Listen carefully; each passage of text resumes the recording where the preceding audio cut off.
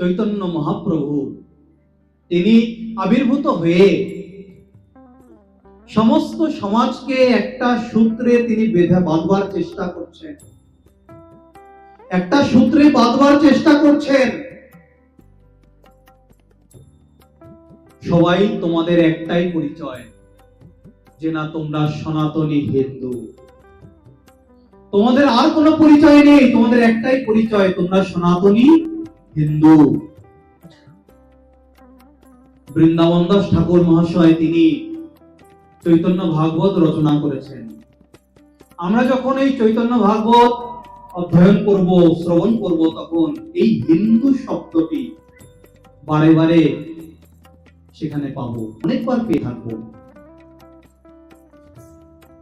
এই হিন্দু শব্দটির সামান্য অর্থ বলতে গিয়ে বলছেন, যারা মূর্তি পূজা করে, যারা প্রতিমা পূজা করে, যারা হীনকে দোষ দেয়, খারাপকে দোষ দেয়,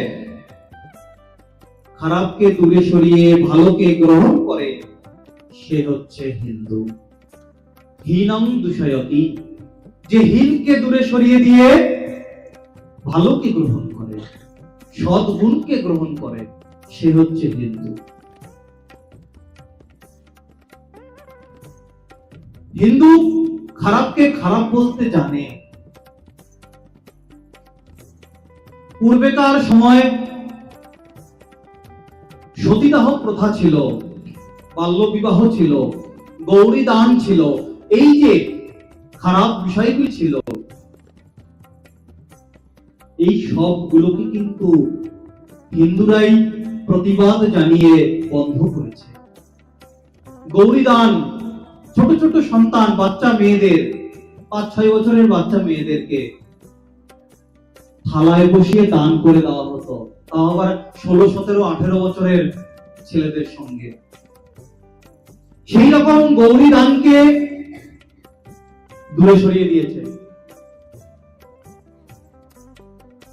সেই রকম গৌরী দান রূপ যে একটা খারাপ বিষয়, তাকে হিন্দুরাই কিন্তু প্রতিবাদ জানিয়ে বন্ধ করেছে। তাই আমরা হিন্দুরা খারাপকে খারাপ বলতে জানি, খারাপকে দূরে সরিয়ে ভালোকে গ্রহণ করি, তাই আমরা হিন্দু। হীনং দূষয়তি। আমার কলিযুগের পাবন অবতার গৌরাঙ্গ সুন্দর, গৌর সুন্দর, তিনি আমাদেরকে শেখাচ্ছেন। তিনি কিন্তু বিশেষভাবে কোন শ্লোক, কোন গ্রন্থ, শ্লোক বলা ভুল হবে, কোন গ্রন্থ আমাদের জন্য রেখে যান নাই। তিনি 8খানা শ্লোক আমাদেরকে বলে দিয়ে গেছেন। শিক্ষাষ্টকম যাকে বলি আমরা, সেই শিক্ষাষ্টকমের মধ্যে তিনি আমাদেরকে শেখাচ্ছেন, অমানিনা মানদেন কীর্তনীয় সদা হরি। যাকে সমাজ মান দেয় না, সম্মান করে না, তাকে তুমি সম্মান করো। তুমি তো সাধু, তুমি তো সাধু, তোমার মধ্যে তো দীনতা রয়েছে।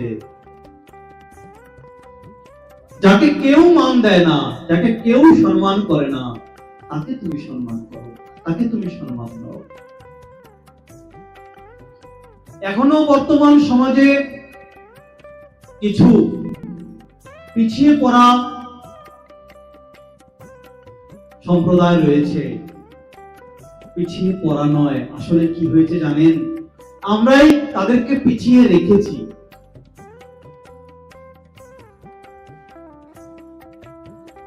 এখানে যদি দোষ বলতে চান, তাহলে কিছুটা দোষ আমাদেরও রয়েছে।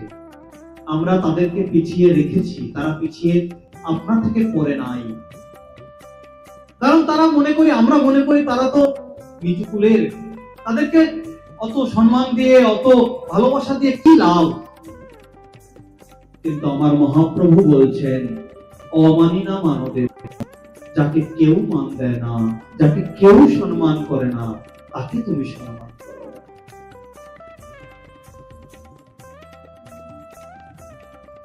তাকে তুমি সম্মান করো।